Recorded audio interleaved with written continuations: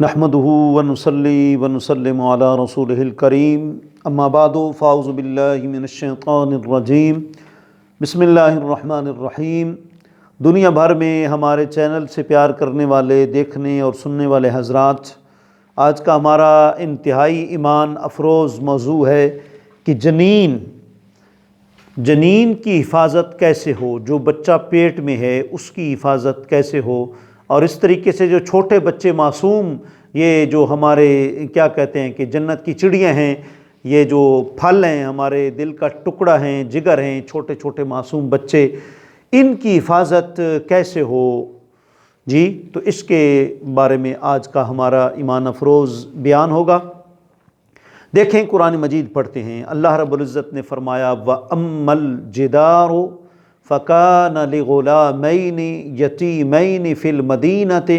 وَكَانَ تَحْتَهُ كَنْزٌ لَهُمَا وَكَانَ أَبُوهُمَا صَالِحًا فَأَرَادَ رَبُّكَ أَنْ يَبْلُغَا أَشُدَّهُمَا وَيَسْتَخْرِجَا كَنْزَهُمَا رَحْمَةً مِّن رَبِّكَ وَمَا فَعَلْتُهُ عَنْ أَمْرِي ذَلِكَ تَأْوِيلُ مَا لَمْ تَسْطِعْ عَلَيْهِ صَبْرًا۔ تو ناظرین، یہ جو ہم نے آیت کریمہ پڑھی ہے، یہ اس میں ایک واقعہ بیان ہوا حضرت موسیٰ علیہ السلام اور حضرت خضر علیہ السلام۔ یہ بھی ذہن میں رکھیں کہ لفظ خضر نہیں ہے، علامہ ابن حجر نے اس پر پوری ایک کتاب لکھی، صحیح لفظ ہے خضر، کہ آپ نبی تھے یا ولی تھے۔ علامہ ابن حجر عسقلانی نے اس پر پوری ایک کتاب لکھی، اس میں اصرات کی کہ یہ صحیح لفظ ہے خضر، خا کے اوپر زبر، دوات کے نیچے زیر، خضر علیہ السلام۔ لوگ اس کو خضر پڑھ دیتے ہیں، تو اس کا معنی سبزہ ہوتا ہے، تو جہاں آپ بیٹھتے ہیں وہاں سبزہ ہی سبزہ ہو جاتا ہے، اس لیے یہ جو ہے آپ کو کہا جاتا ہے، اور خضر بھی سبزے کو کہتے ہیں، تو خضرویات اسی سے لیا گیا لفظ، سبزیوں کو کہا جاتا ہے، وہ ساری سبز ہوتی ہیں، اس لیے بہرحال موسیٰ علیہ السلام اور خضر علیہ السلام کے زمانہ اقدس کا یہ واقعہ ہے۔ دو چھوٹے بچے تھے، ایک کا نام تھا احرم اور ایک کا نام تھا حریم، اور ان کے والد وہ سیاح تھے اور بہت نیک تھے جی، سیر و تفریح کرتے تھے، پہاڑوں جنگلوں میں جاتے تھے اور بہت نیک تھے، تو ان کی سونا چاندی بھی بہت تھا۔ اب یہ دونوں احرم اور حریم یہ بچپن میں دونوں یتیم ہو گئے۔ ان کے والد کاشف بہت بڑی ہستی ہیں، کوئی عام انسان نہیں تھے۔ حکیم الامہ قبلہ مفتی احمد خان نعیمی علیہ الرحمہ نے تفسیر نور العرفان میں اسی آیت کے تحت ان کے متعلق ایک بہت ایمان افروز بات لکھی، کہ یہ جو کاشف تھے، یہ حرم میں جو کبوتریاں ہیں، یہ جو ہے وہ کیا کہتے ہیں کہ یہ ان کی کیا کہتے ہیں کہ طرف سے ہیں، ان کی ایک نسل ہے، اس سے ان کا تعلق ہے، اور ان کا اللہ تعالیٰ نے اس وجہ سے ان کا بڑا احترام کیا ہے جی، کاشف کا، جو احرم اور حریم دونوں کا جو ہے وہ باپ تھا، یتیم ہو گیا۔ یتیم کس کو کہتے ہیں؟ والیتیم لا اب لہ، جس کا باپ نہ ہو، بچپن میں بالغ ہونے سے پہلے حد بلوغ تک پہنچنے سے پہلے باپ فوت ہو جائے، اس کو کیا کہتے ہیں؟ یتیم۔ یہ دونوں یتیم تھے جی۔ وَأَمَّا الْجِدَارُ فَكَانَ لِغُلَامَيْنِ يَتِيمَيْنِ فِي الْمَدِينَةِ، ایک دیوار تھی جو ان دونوں بچوں کی تھی۔ لغلامین، غلام کا اطلاق کبھی بچے پر بھی ہوتا ہے، جس طرح قرآن میں فَبَشَّرُوا بِغُلَامٍ علیم،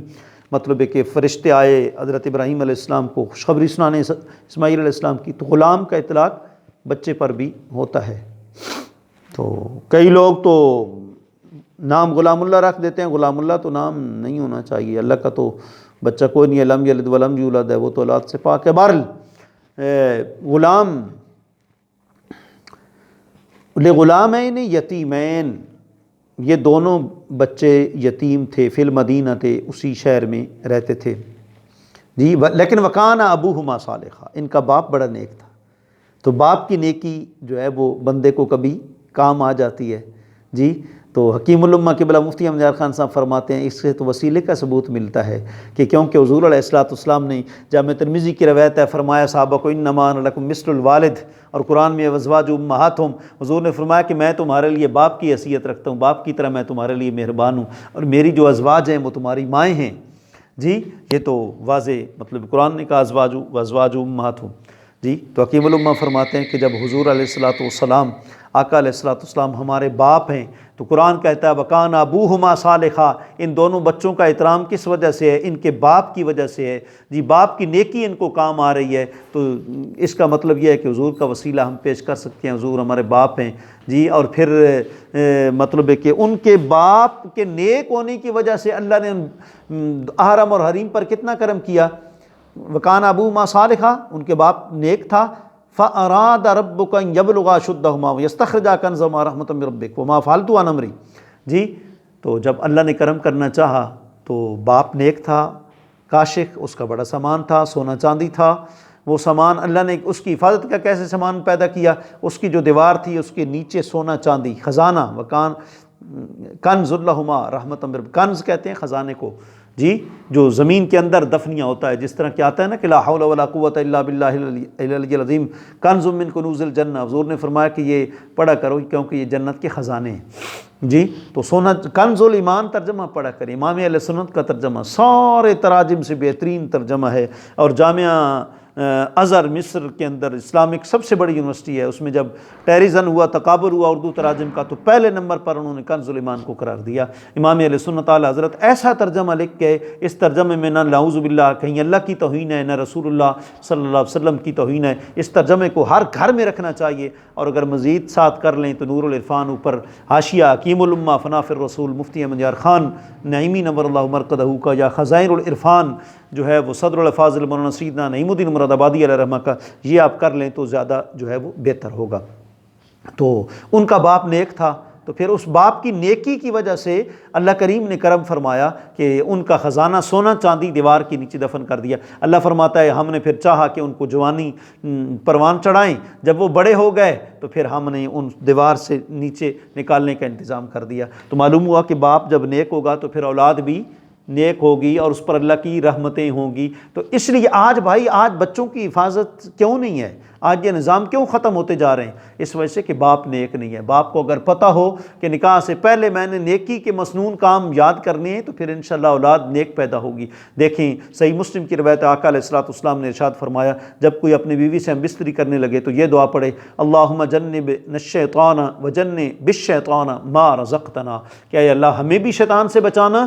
اور جو تو ہمیں ہمارے لیے تو نے جو اولاد مقدر کی ہے اس کو بھی شیطان سے بتانا۔ تو پھر حضور نے فرمایا کہ اگر اس دوران اللہ نے کرم کر دیا، اولاد جو ہے وہ بچہ مقدر ہو گیا، تو وہ بچہ پھر نقصان نہیں پہنچائے گا، اور یا پھر بڑے ہو کر شیطان اس کو نقصان نہیں پہنچائے گا، اور وہ بچہ جو ہے وہ نیک صالح رہے گا۔ اور حضور کے غلام حضرت ابو رافع رضی اللہ عنہ کہتے ہیں کہ خاتون جنت نے فرمایا کہ جب اللہ نے مجھے حضرت امام حسن،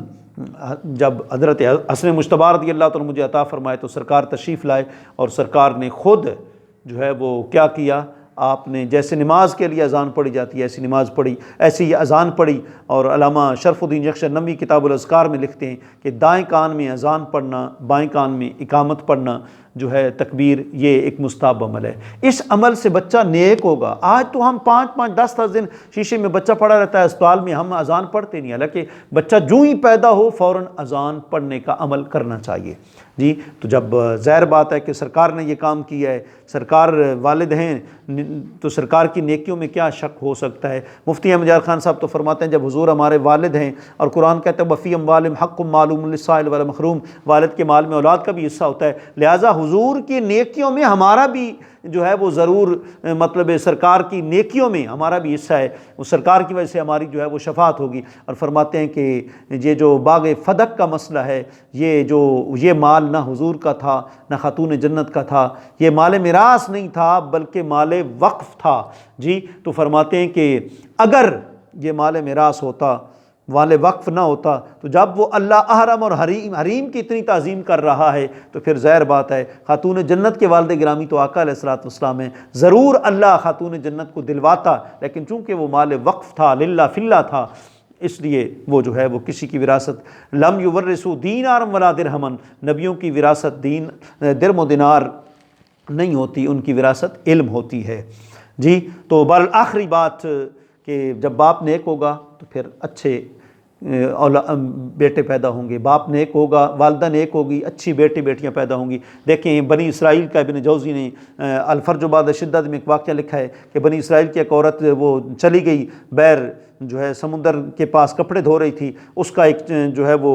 پاس بچہ وہ کھیل رہا تھا، تو ایک سوالی آ گیا، مانگنے والا آ گیا، اس نے جو ہی سوال کیا تو انہوں نے اس کو کچھ روٹی کچھ صدقہ کر دیا۔ تھوڑی دیر کے بعد بھیڑیا آیا، اس بچے کو جو ہے وہ اپنے منہ میں نگل کے لے گیا، عورت پیچھے دوڑنا شروع ہو گئی، میرا بیٹا دے دو، میرا بیٹا دے دو، میرا بیٹا دے دو، ظاہر ہے مامتا تڑپتی ہے نا